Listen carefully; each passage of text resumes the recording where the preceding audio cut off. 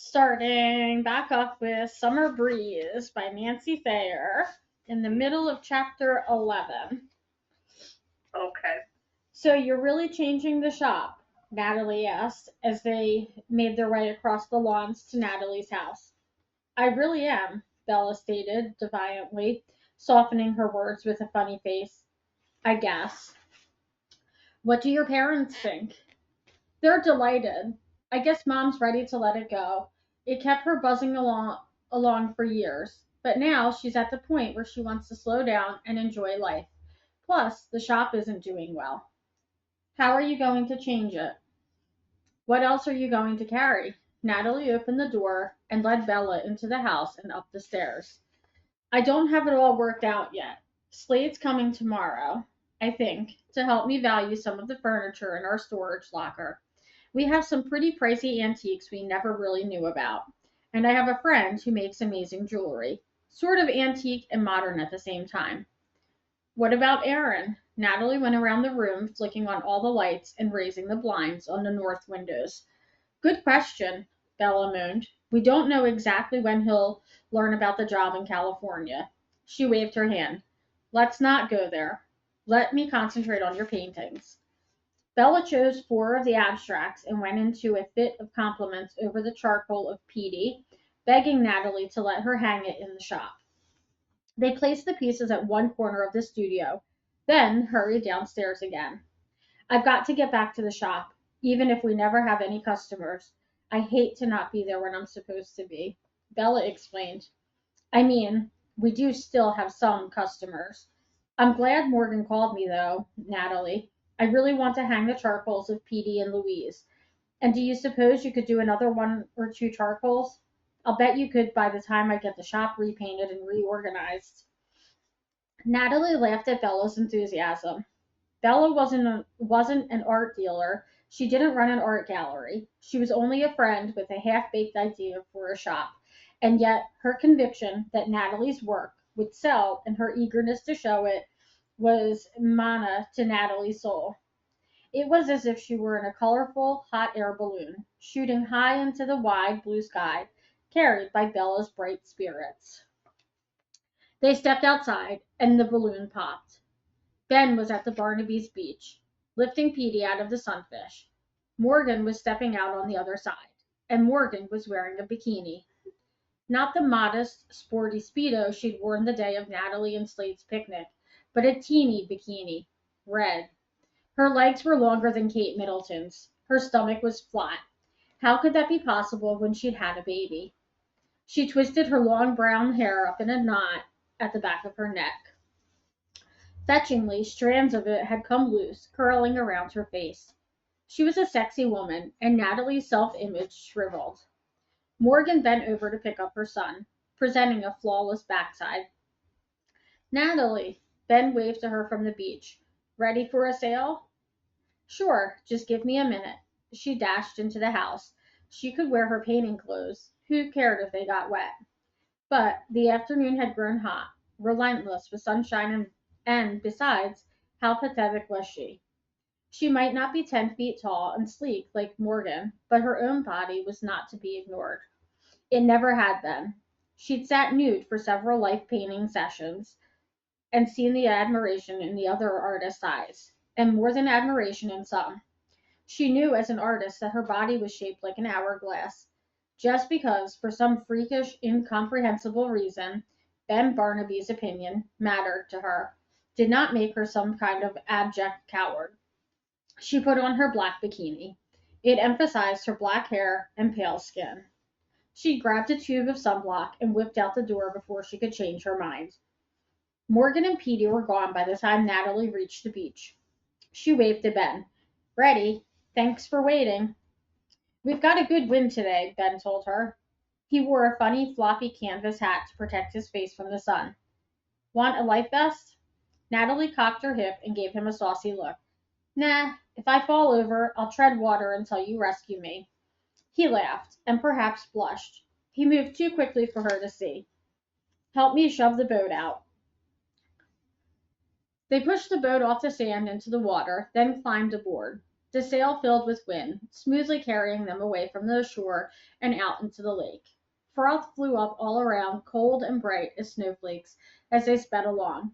Ben handled the tiller with the earnest solemnity of someone racing for his life, while Natalie perched on the side, creaming her skin with sunblock and then letting her head fall back, face raised to the sun, the wind ruffling her hair.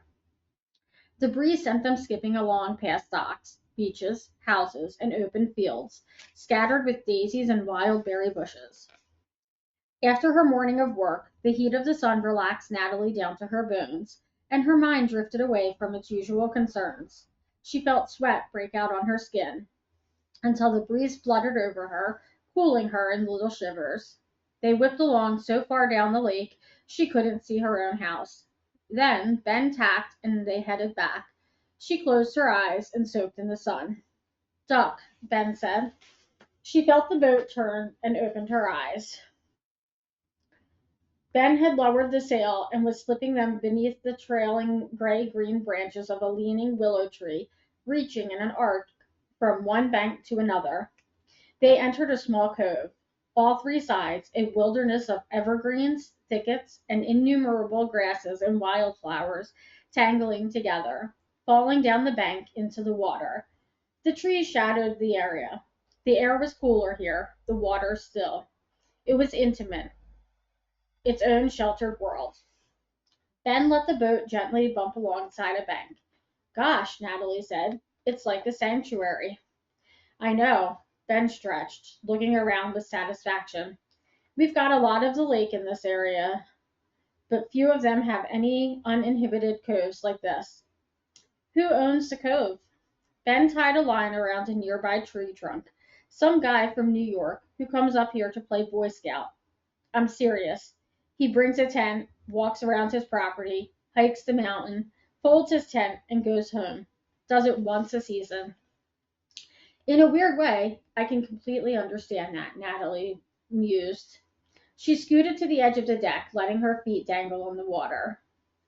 Ben crossed the short space to sit next to her. Me too. When I was a boy, I thought of this place as my own. I don't think most people on the lake even know it exists, because that willow tree was blown sideways by a storm, so it sort of blocks the entrance. Maybe it is your own, Natalie told him. They sat for a while, listening to the birds sing and rustle in the trees. The water was flat, calm, and in the shade it was more black than blue. When I was a girl, I had a special tree that I'd climb, Natalie reminisced in a quiet voice. Wherever I needed privacy, I'd be up in it. It was an oak, very tall. I could sit at the top, hidden by branches, and survey my world. Of course, because it was in rural Maine, I mostly saw other treetops. But I felt protected, completely on my own. Nobody's child, nobody's sister, nobody's student, just myself. I could stay up there for hours. Sometimes I wore my backpack and took up crackers and a thermos of juice. Me too. I mean, I did the same thing. Ben grinned at the memory. Well, not juice, Coke. Not crackers, cookies. But even without food, I could have stayed hidden away here for the hours, just thinking, or not even that. I like lying here with my eyes closed, letting the sun play over my eyelids, my eyelashes. Yes, Natalie broke into a smile. I know just what you mean. Sometimes I close my eyes and rub them and see circles and lines and dots that aren't really there. So it's as if you're seeing a different world. They're called phosphenes. Ben shook his head. Sorry, don't mean to get all analytical. Natalie replied, I think I can handle it. After all, David Bohm said physics is a form of insight, and as such, it's a form of art. That's the stretching point, Ben began, then stopped. You know who David Bohm is? If you study art, you study color, which means you study light, which means you learn about physics, not to mention perspective, space, movement, time. Ben stared at her. You're really an interesting person. His scrutiny unnerved her. She responded immediately. unthinking, with her usual protective irony. I know. I'm not just that fluffy little sex object I've seen. Ben stared at her for a long, silent moment. I wouldn't call you fluffy. He angled his body toward hers. Could you take off your sunglasses? He asked. Because I'd like to kiss you. Natalie took off her sunglasses and lifted her face toward Ben's. He kissed her, his lips warm and tasting slightly of sunblock. She scooted closer to him, her legs squeaking unromantically against the fiberglass hull. Ben put his hand on her face. The kiss deepened. Natalie wanted to press against him. She put her hand on his chest. His naked skin was hot. Beneath them, the boat rocked and tipped. Ben pulled away. Okay, now is the time when I need to jump in the lake. She blinked confused. He grinned. Like a cold shower, he went into the lake, feet first. Natalie didn't want to lose the sensation of the kiss. It had been like one of those expensive chocolates, delicious on the outside, hiding in its depths a hint of champagne or Marnier. She wanted to keep kissing. Come in the water, Ben coaxed. She squirmed. There are green things in there. Weeds. They won't get you. They're just near the edge. Ben swam to the stern. Jump over here. She jumped, embarrassed by her awkward belly flop. The water was exquisitely cool after the heat of the sun. Ah, she breathed. Having been near her filled her again with a playfulness, a childishness she had not experienced for a very long time. She dove under the surface with her eyes open. She saw weeds swaying near the bank, and the tree trunk that seemed, beneath the water, to waver. Surfacing, she swam toward one of the willow branches, reaching up with both hands and grabbing it, hanging from it slightly, water dripping off her. Ben swam toward her, faced her, put his hands on the branch on either side of hers, and let his body lightly touch hers all up and down. Their legs touched and twined beneath the water, but he held his chest and head back, looking at her, watching the effect his touch was having. She could feel his erection through their bathing suits. Ben, she whispered. He kissed her again. This time the kiss lasted so long Natalie's arms dropped off their own accord to wrap around Ben. She ran her hands over the long muscles of his back, through his wet hair, over his jawline. Ben let go of the tree branch and clasped her against him. They both sank under the water, still kissing. Ben kicked his legs. One of them was between Natalie's. She thought she was going to faint from desire. Their heads broke the surface of the water, and they both gasped for air and, of necessity, let go of each other to tread water with their arms. I think I'd better go for a swim, Ben said, and struck out, away from Natalie. He dove beneath the willow branch and disappeared out into the wide lake. Natalie grabbed the branch again and hung there, eyes closed, dazzled. After a while, Ben reappeared. It's getting late. We'd better go back. I have no idea what time it is, she confessed with a smile. Well, physics girl, if you look at the way the sun has moved and notice how the shadows have changed. Seeing her face, he laughed and held one arm up, displaying his waterproof stainless steel Seiko. A watch is good, too. She kicked out, splashing his face. He caught her ankle and yanked her away from the branch and next to him. They both sank. Natalie got a noseful of water and started coughing. Immediately, Ben had her by the waist, lifting her above the surface. He swam her to the boat and helped her get aboard, then pulled himself up. She sat on the hull, gasping. You okay? I'm fine. Yes, Ben said. You are fine. He undid the line, shoved the boat hard away from the bank. They both ducked as he steered them through the narrow opening between the willow branches and the bank. He raised the sail and headed toward the end of the lake where their houses were. Natalie put on her sunglasses and lounged in the boat, feeling just like Cleopatra triumphantly returning home on her barge. Chapter 12. Bad Bella. She'd been emailing Slade about Penny's ornate jewelry, about her ideas for redecorating the shop and furniture. Slade emailed her back, mostly links to websites of fabulous shops, homes, churches, restaurants all over the country, all over the world. Her mind swarmed with ideas. You need to change the name of the shop, Slade emailed her. Barnaby's Barn is not right. I agree, she emailed back. Ideas? Something short, maybe just one word. Barnaby's? No. Something to Mother Goose about that. Oh, thanks so much. Also, it's got the word barn in it. How about Bella's? Bella sat staring at his last email with her heart thumping away like a brass band. Bella's. She didn't know how to respond. Slade sent another email. Bella's. Art, antiques, jewelry. After a moment, Bella got her breath back and emailed Slade. Yes, I like that. Another email. I have to go to the Berkshires and southern Vermont to check out some antiques for our store. I think you should come too. I've thought about it, and you can't keep a shop running on the stuff your parents have in their storage unit. You'll need to be able to find other pieces. I'll show you how it's done. I'll pick you up early Thursday morning. Have you back Thursday night. Bella hesitated. This wasn't a date. It shouldn't make Aaron jealous. She remembered with guilty relief that Aaron was driving down to the Cape on Thursday to see his family for a long weekend. He wanted Bella to come with him, but she declined, claiming she needed to stay in the shop. And while this wouldn't be staying in the shop, it would be work. I'll be ready, she emailed Slade. Thursday morning, in the privacy of her bedroom, Bella tried on just about everything she owned to find the right outfit for the antiques jaunt with Slade.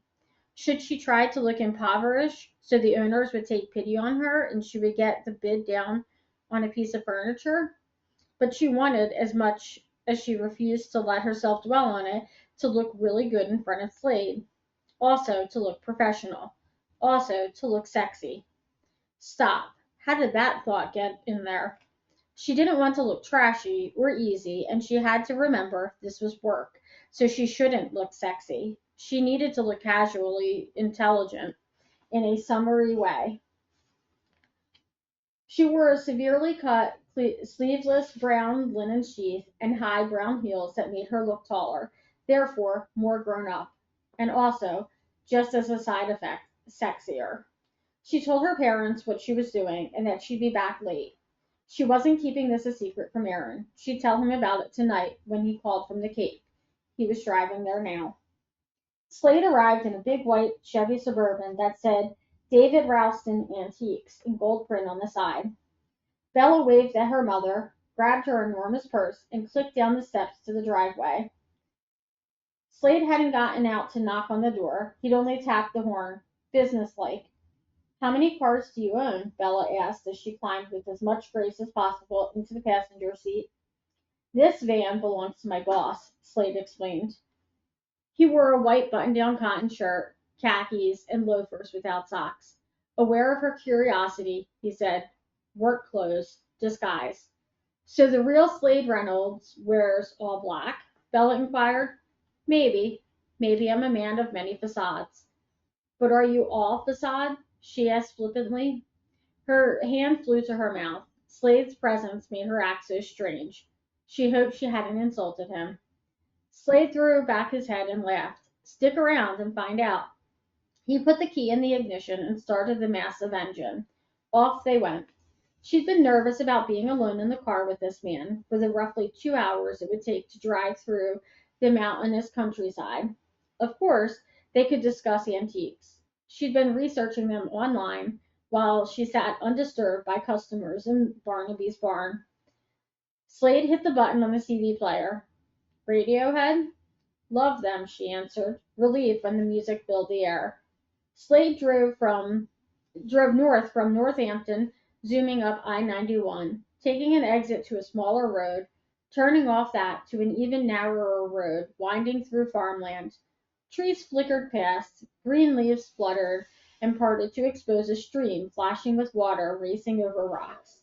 Hills rose and fell as they sped by rocks embossed with moss, ivy, and wildflowers, like hedges in a garden show. After almost an hour, Slade turned down a dirt lane, fenced in wire. He stopped in front of an old house smaller and less freshly painted than the barn next to it. Slade slipped out of the driver's seat, stretched, tucked his shirt in. Bella stepped out, too, glad to move. She followed him up to the front door, which was open. An old dog hurried to the screen door, barking and wagging his tail. "Spot, old fella, how are you?" Slade asked. The dog wiggled all over at the sound of Slade's voice. "Is that who I think it is?" An old man appeared in the gloom of the hall. "Slade, as I live and breathe, you son of a gun. Where have you been?" Dressed in overalls and a torn light flannel shirt, the old man was bald, wrinkled, and stooped, but his brown eyes were bright. "And who is this you've got with you, you lucky guy?" "Mr. Wheeler, this is Bella Barnaby. She's learning the antiques business." "She is she? Well, she's got a good teacher. Come in, come in." With the liver-spotted veined old hand, Mr. Wheeler reached up to unlatch the screen door. Bella followed Slade into the dusty hallway. "Business first, then cider?" Mr. Wheeler asked. "If you don't mind. You know I hate being kept in suspense." Mr. Wheeler opened a door to the front room. He went in. Slade went in. Bella froze in the doorway, stunned. The room was chock-a-block with furniture in no particular order: desks, armoires, chases, headboards, chairs, tables, secretaries, in all styles and woods. In some cases, towels were laid over tables or chests so that smaller pieces, trunks and benches and cabinets could be stacked on top. "Mr. Wheeler is not a dealer," Slade told Bella. The old man laughed. He, that rhymes. Plus, it's not the God's pure and honest truth. I can deal all right when I want to." "I mean, he doesn't own an antique shop," Slade said. "Couldn't if I wanted to. I'm still running the farm my parents and my grandparents ran before me." The old man waved at Bella. "Come on in, darlin'. Look around." Bella stepped inside. She squeezed herself down a crooked aisle between a dry sink and a glass front bookcase. "Mr. Wheeler is my unofficial assistant." Slade's voice came from the other side of the room. "He knows everyone in the area. If someone moves out—" "He means if someone kicks the bucket," Mr. Wheeler corrected and did his wheezing he laugh again. "Mr. Wheeler knows what kind of furniture they have, who the relatives are, and drops by to offer a fair price to help clean out the house. These young people, you know," Mr. Wheeler said, shaking his head, "they move clear across the country, Seattle, Phoenix, for Christ's sake. No interest in their own home, in the farm, in the furniture, just want the money. I come out about 4 times a year to check on Mr. Wheeler's discoveries," Slade said. "I pay him what he's paid the original owner, plus a finder's fee. Adds to my Social Security. The farm doesn't make a dime. I need the money. Plus, I will admit, I am a nosy old bugger. I like this." Bella paused in front of a slant-top mahogany desk. "I really like this." She ran her hand over the wood. "Silk." Slade slid sideways down the narrow aisle. Standing next to Bella, he surveyed the desk, his arm brushing hers as he bent. "Yeah, that's nice, Slade," Bella whispered, fighting to keep her voice steady. "I've been doing some research. I'm sure this piece is English. Georgian, I would say." Slade squatted down, pulled out a drawer, looked at the pulls. "You have done your homework. Mr. Wheeler, how much for this desk over here?" Another he came from across the room, behind rows of furniture. Then, 500. Slade snorted. "You are a Wheeler dealer. I ain't worked with you for 3 years without learning something." "I'll take it," Bella called. Slade gazed at Bella with a light of admiration dawning in his eyes. "And what about you?" the old man yelled from the other side of the room. "You find anything you like?" Slade was pressed almost against her. "Yes, I have." Bella wanted to kiss Slade. She wanted to lick his neck. Among all this antique furniture she felt caught in a dream. She was the maid, he was the master. She was the peasant selling flowers, he was the soldier. He was the pirate, she was his plunder. But, Bella thought triumphantly, her hand on the desk, she was the one who had found the treasure. She pulled away. Her heart was beating so fast she was afraid it should. beneath the light linen of her dress. She stepped away from Slade, squeezing between an early American pie cupboard and a high backed bench, aware of Slade's eyes on her body as she twisted and slid. Her skin felt so hot she was surprised she didn't ignite the furniture. Her senses screamed at her to go back to Slade. But Natalie had told her that Slade was a flirt, a scoundrel, a user, a hound dog. Bella needed to wear Natalie's warning words like a shield of armor. The rest of their time in Mr. Wheeler's amazing room, Bella spent in rows as far away from Slade as she could get. When she'd chosen 3 pieces and Slade had chosen 4, they were invited back to Mr. Wheeler's kitchen for cider and cookies while they concluded their business. Mr. Wheeler's kitchen was tidy and immaculate. His cider was homemade and sweet, taken from the freezer that morning in honor of Slade's arrival. They sat at the table, a scarred but steady walnut drop leaf, and talked. Slade opened his briefcase. He lifted out a pastry box of fresh cookies, sweet rolls, and donuts from Boston. You are a fine fellow, Mr. Wheeler laughed, clapping Slade on the shoulder. He explained to Bella, my wife died 2 years ago. I can't bake, and I can't tolerate the sight of the poor old widows who used to drive all this way to bring me a casserole or cake, so I wasn't as appreciative as I should have been. But this guy knows what I like, and he doesn't want to marry me and iron my tea towels. He he he. Do you have any do you have other dealers who come to check out your finds? Bella asked. I do. A few. No one as nice as Slade. Usually in the autumn when they can combine it with some leaf peeping. Mostly people who want antiques don't want to spend so much time driving this far out into the boondocks. If it ain't down in Sheffield, they can't be bothered. After they enjoyed some pastries, they wrote out checks and proof of ownership documents, and then Slade and Mr. Wheeler carried the furniture out to the van. At first, Bella worried that the furniture was too heavy for such an old man to be lifting. But Slade shot her a glance when she started to object, and as she watched, she understood that Mr. Wheeler might be old, but he was wiry and plenty strong. When they said goodbye, Mr. Wheeler shook Slade's hand and patted his shoulder with real affection. To Bella, he said, now you treat this young man right. Her jaw dropped. Are you nuts? She almost cried. Aware of Slade's mocking grin, she replied sweetly, it was a real pleasure meeting you, Mr. Wheeler. I hope see you again. Driving away, Slade said, I should have told you about him. He is one foxy old devil. For one thing, he's not as old as he looks. I phoned to tell him we were coming, so he went into his local yokel act. He is not stupid. He is lonely. And sometimes the furniture he finds is amazing. He's got a real eye, and the farmers for miles around welcome him into their homes when they wouldn't let us in. I can't believe what we got, Bella said. The furniture was wrapped in quilted pads and secured by bungee cords in the back of the van. She wanted to crawl back, peel off a quilt, and gaze at her purchases. You did well, Bella. You found some prizes. This was probably the best part of the day. Mr. Wheeler is one of a kind, I'm afraid. This is prime antiquing country. Sheffield, down in Massachusetts, is basically an antiques town. First rate stuff in pricey shops. Near Williamstown, Bennington, both college towns, you've got some great shops too.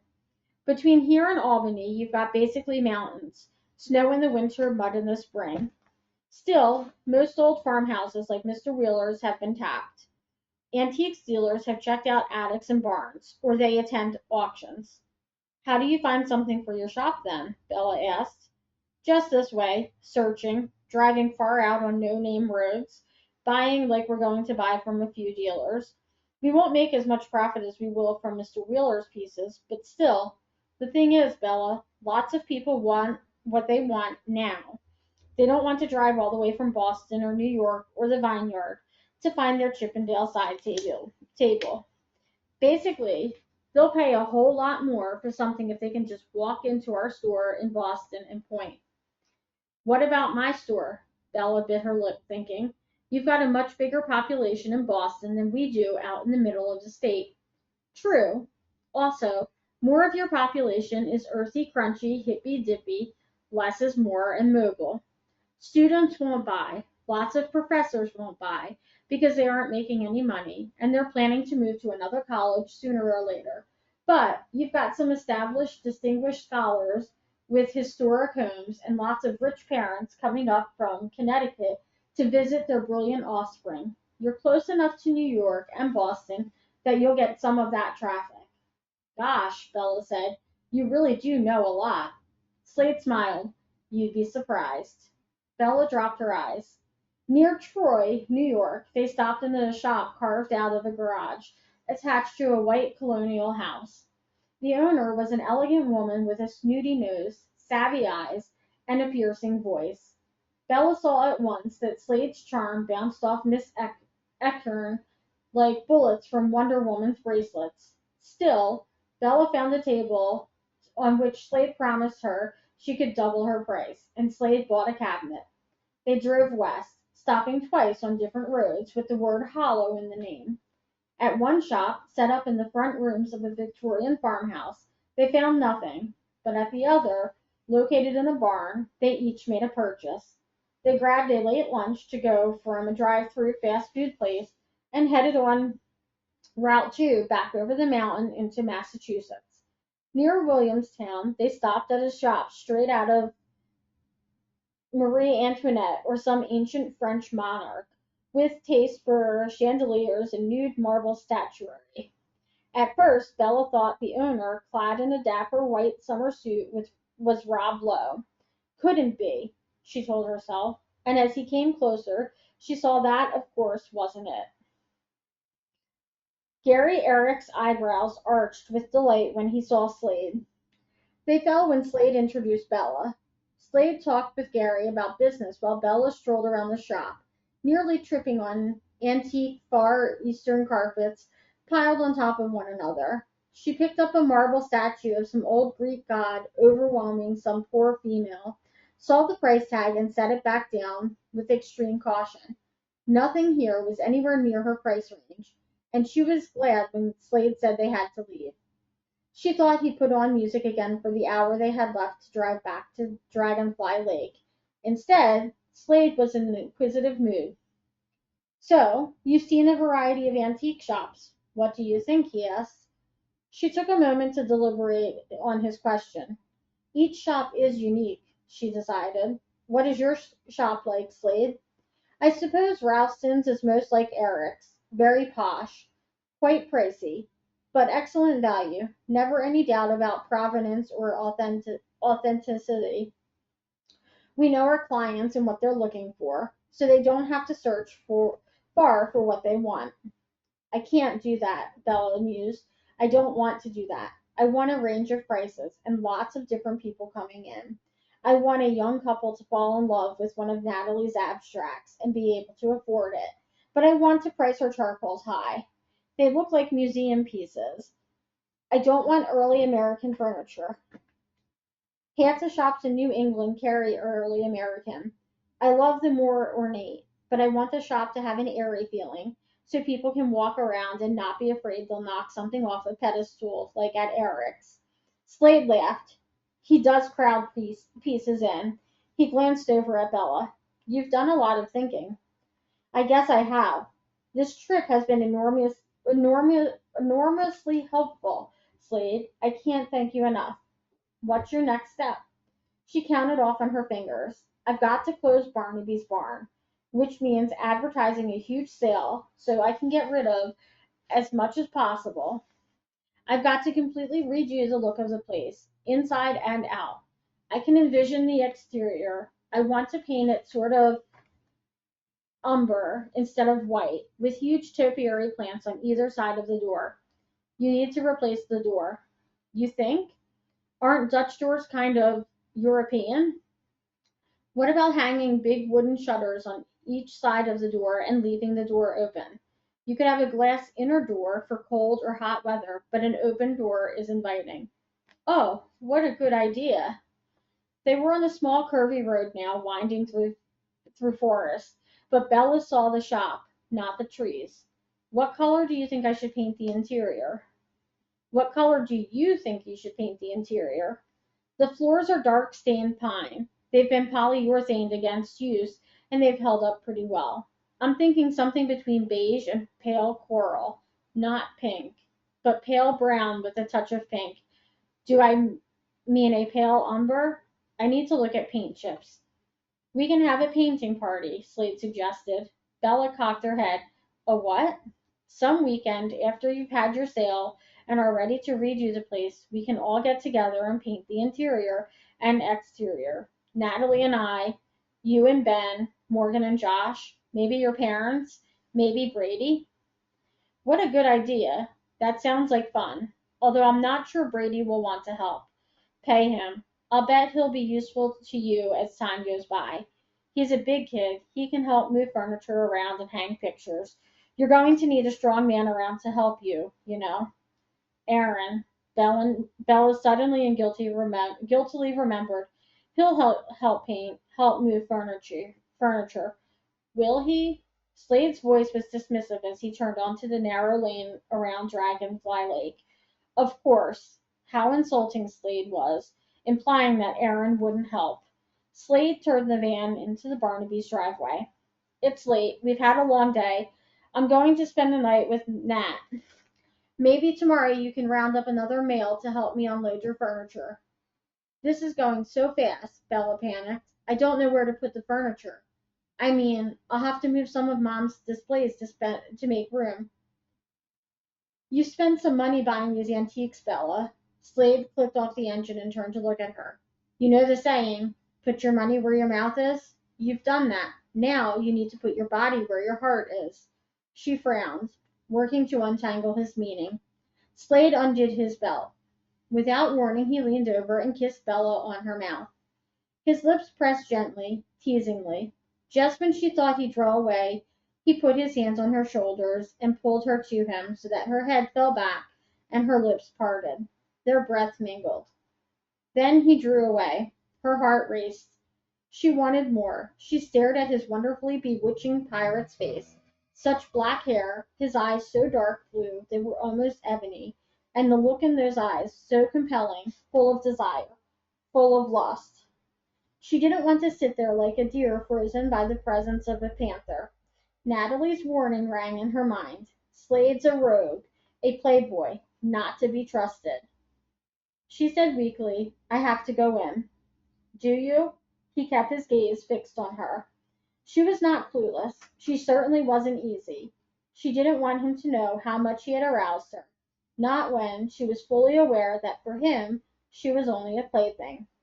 He probably kissed every woman he could. He probably bedded every woman he could. And a man who looked like Slade could bed lots of women. She wanted to keep her dignity. Slade, you bad boy, she teased. She undid her seatbelt and pretended to be insouciant. Thank you for helping me. This has been an amazing day. Can I phone you tomorrow morning? Maybe take you out for a big breakfast to thank you for today? She was proud of herself. So she sounded so sophisticated. His eyes grew even darker. In the irises gleamed a momentary light that reminded Bella suddenly of the tough boys she'd taught in third grade. The boys too proud to show hurt. But, of course, Bella had no power to hurt Slade. Embarrassed by her thoughts, overwhelmed by her emotions, she slid out of the van onto her unstable high heels. Thanks so much, Slade. Really. She hurried toward the safety of the house. Chapter 13. Now, at the beginning of July, the foliage around Dragonfly Lake was so green it almost hummed. The temperature in the Amherst area would reach into the 90s today, and so would the humidity, but near the lake it seemed cooler, especially when a light breeze rippled the water. It was a weekday, so most lakeside residents were at work, but here and there teenagers, free from the confines of school, raced down the dock, whooping as they jumped onto the water or paddled around in inner tubes or on rubber rafts. Morgan sat in the grass, still damp with morning dew, near their small private beach, watching Petey fill a bucket of water and carry it up to fill the hole he dug in the sand. She had one eye on her son and one on her laptop. She'd just gotten an email from Slade. Hey Morgan, here's a photo of that Victorian settee I mentioned. It's only $1,000. A deal, I promise. Plus, what do you think about this big chunk of marble? The veins make it look like a piece of modern art. Petey could climb on it, but it's not so high he'd get hurt if he fell, and there are no sharp edges. It would make a statement, don't you think? Keep cool, Slade. She clicked on the link of the photo of the settee. She could see what Slade meant. It would work well in their living room in that funny bare spot. The upholstery was cream, with cream embroidery. Yes. She clicked on the photo of the rock. It was amusing to imagine having a great big piece of rock in the living room. Clever of Slade to think of it. She gave him lots of points for considering Petey's safety. If Petey fell, he was still toddling, not that steady on his feet, and hit his head on the rock, though, he could sustain some serious damage. Of course, that was true of many places in the house. She had taped cushioning bubble wrap around their coffee table and the edges of the hearth. She put safety latches on all the kitchen and bathroom cupboards and stacked any cleaning materials up high above the sinks, out of reach. Safety gates barricaded the top and bottom of the stairs to the second floor, and the stairs to the lawn from the back door. Josh had gone over their yard with a fine-tooth comb, checking for sharp rocks protruding from the ground. You could drive yourself mad protecting your child, Morgan thought.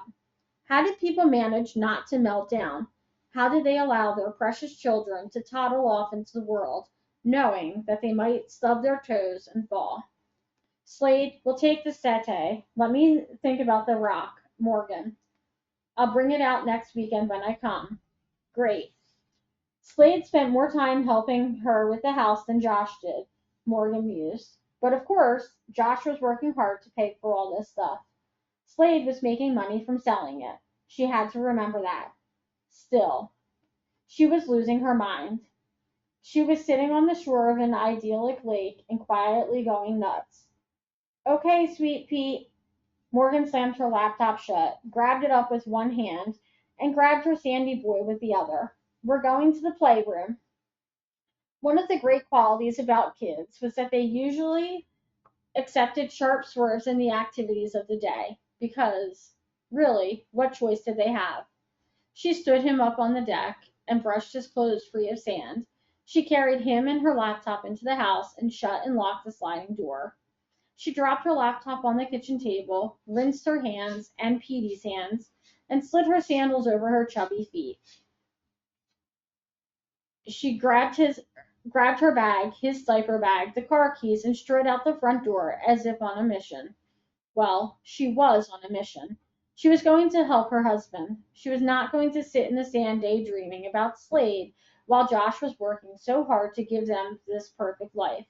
She buckled Petey into his car seat.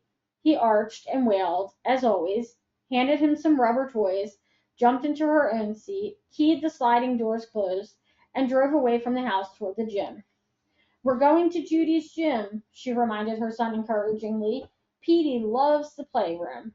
It's got so many toys and lots of kids will be there. Maybe Luke or Camden. Miss Amber will be there or Miss Caroline. You love Miss Caroline. It took 45 minutes to get to the gym, which was in a rural setting on the other side of Amherst. But once Petey heard Miss Caroline's name, he stopped gibbering and settled down. To his great delight and Morgan's, it was Miss Caroline who watched over the playroom today. Short, round, and rather trollish, Miss Caroline greeted Petey with a genuine pleasure, hugging him and carrying him off to show him the new backhoe they'd just gotten. Morgan gave herself a moment to enjoy the sight of her son bravely toddling around this place without his father or mother. Then she raced for the locker room. She shed her summer clothes and tugged on her exercise gear.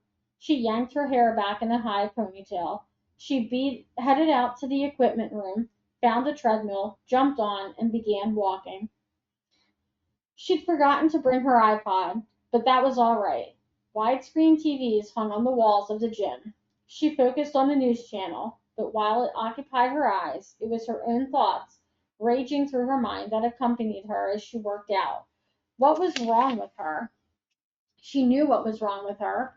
She was not a natural mother. She adored her child. She even could foresee the day when she wanted to give him a brother or a sister. But right now, day after day after day after day, with the conversation of a 13-month-old as her only society, she was going mad. Of course, she saw Bella as often as possible, but Bella worked at the shop 6 days a week and spent most of her evenings with Aaron. She saw Natalie only when Natalie was through painting or drawing for the day and collapsed, happily exhausted, on her deck for a drink. She saw Josh, of course. He was her husband, her companion, her lover, just not recently. Recently, he was all about his work. He left early for BioGreen, came home too late for dinner, took a moment to peek in at his sleeping son, changed out of his suit into shorts and a tee, and disappeared into his study, tapping away on his computer. If Morgan happened to wander in, she saw how he closed whatever screen he was on in a flash, and he always looked perturbed by her presence. Some companion, some lover. Still, she refrained from showing her disappointment. She knew he was pressured, anxious about his job and his ability to do it. She didn't doubt that he loved her, most of the time. Sometimes, when she called his office at BGI and loquacious Imogen answered the phone, only to chirp that Josh wasn't there at the moment, a chill of dread snaked down Morgan's spine. He was a desirable man, used to lots of adulation from high school and college athletics. Married life was not a daily challenge, ending with victory cheers and praise. Was Josh looking for something else for the stroking he believes he deserved? Certainly he wouldn't be the first man to do so. Dripping with sweat, huffing and puffing, Morgan clicked off the treadmill, stepped down on wobbly legs, and staggered over to the weight bench. This took more concentration, for which she was grateful. It made it impossible for her mind to continue on its own hamster cage treadmill. She was strong and in good shape. She always had been. She'd enjoyed working out even before she'd been married to a workaholic. She used the rowing machine and the recumbent exercise bike until she was almost shaking with exhaustion. The gym had a gorgeous locker room with excellent showers and all the hot water you could ever need. When she came out of the gym with Petey in her arms, she was glowing with health and clean hair and skin, and she was starving. In the parking lot next to her SUV, an old lady stood by the open door of her ancient Toyota. She wore a tracksuit, sneakers, and an expression of despairing confusion. It was the woman who had almost passed out on the treadmill in the gym. "Mrs. Smith," Morgan approached her. "Are you okay? Can I help you?" The woman sagged with relief and took a few steps toward Morgan. "It's my car. I'm afraid it's broken." "Oh." Morgan keyed open her own vehicle, dumped her purse and Petey's bag inside, shifted Petey to her left hip, and walked around to stand next to the woman, peering into the car. "What's the problem?" "It started, but then it just stopped." "You're Mrs. Smith, aren't you?" Morgan asked. "I'm Morgan O'Keefe. I met you a few days ago in the gym." "Oh, yes, of course." Mrs. Smith shrank into herself a bit. "You must think I'm a walking disaster." "Not at all. Look, I know something about cars. Would you mind if I tried starting your car?"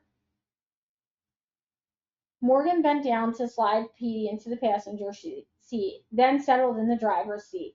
She shut the door. The car was immaculate inside and smelled like peppermints. The key was in the ignition. She turned it and scanned the dashboard. "Mrs. Smith, the problem seems to be that you're out of gas." "Really?" The old woman's eyes widened, as if Morgan had imparted news of earth-shattering importance. "Oh, dear." She scanned the area, as if expecting a gas pump to rise up out of the ground. "Perhaps you could drive me to a service station?" Morgan smiled. In the back of her SUV, beneath the carpeted floor, was her automotive safety kit, complete with jack and lug wrench, spare fuses, tire sealant for minor punctures, jumper cables, kitty litter for ice, flashlight, first aid kit, and a 6 foot length of cleared plastic tubing. I can do better than that, Morgan assured Mrs. Smith. I'll siphon some gas from my tank into yours. Enough so that you can get to a gas station. Mrs. Smith balked, speechless. Morgan keyed open the back of her SUV. If you'll just sit in your car with Petey, I'll have this done in a matter of minutes.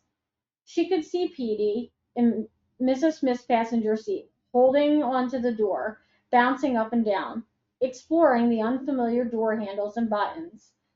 The older woman settled in the driver's seat and showed Petey how to lift the console lid in the middle. Petey, Morgan knelt to face her child.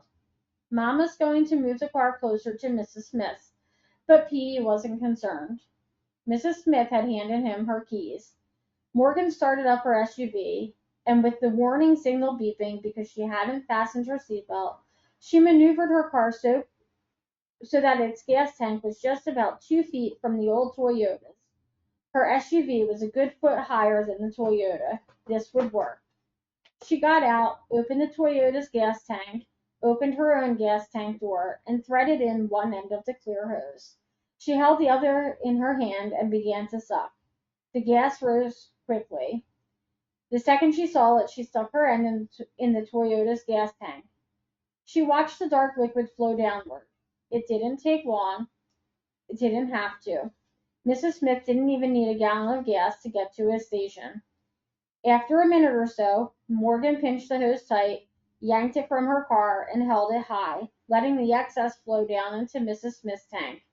Then she pulled the empty hose from the tank, wiped it down with paper towels she carried in her car, and coiled it. She screwed on the gas caps and shut the doors. She cleaned her hands with antiseptic baby wipes. Now, she called to Mrs. Smith, try starting the engine. Mrs. Smith turned the key. The engine rumbled to life. Quickly she turned it off and scrambled out of the car. You are a genius. I have my moments. Morgan opened the passenger door and lifted out Petey. You'll have enough gas to get you to a station now. How can I ever thank you? Mrs. Smith held out her hands helplessly. If you hadn't come along, I'd be out here broiling in the sun. Actually, Morgan thought, Mrs. Smith would have been in the air-conditioned gym office, waiting while someone arrived from a garage with a 5-gallon container of gas. It was nothing, she assured Mrs. Smith. I'm glad to help. You know, Mrs. Smith said, you are. Morgan blinked. I am what? You are glad to help, just like the other day in the gym, when I was having trouble on the treadmill. You are a person who likes to help other people. A very admirable quality. I am most impressed. Morgan flushed, surprised and shy at this sudden estimation of her qualities. Well, thank you. I'm glad. She stopped herself. Mrs. Smith's words had touched something sensitive, tender, and yearning deep inside Morgan's soul. For a moment, Morgan was afraid she was going to burst into tears. Okay, then. We've got to get going along. I'll see you again here at the gym. She lifted Petey's arm. Say bye-bye, Petey. That was another thing babies were good for, providing distractions from conversation. Bye-bye. Petey flapped his arm in a wave. Oh, but I feel so grateful. I'd love to repay you somehow for your kindness. Don't give it a second thought, Morgan told her. It was fun. The truth was, it was fun, Morgan thought. Was that pitiful? That she got a kick out of doing what she'd learned to do as a teenager when she crawled out her window one night to go joyriding with friends? Even now, she could remember how thrilled she was that dark night to learn how to siphon gas. It was afternoon, and she was starving, and Petey was crabbing away in his car seat. She drove into the center of Amherst, stopped near the Black Cow, hefted her son onto her hip, and ordered sandwiches and an iced latte to go. She handed Petey an oatmeal cookie to gnaw on while she drove through the labyrinth of roads into the heart of UMass Amherst campus until she found a parking spot near the pond.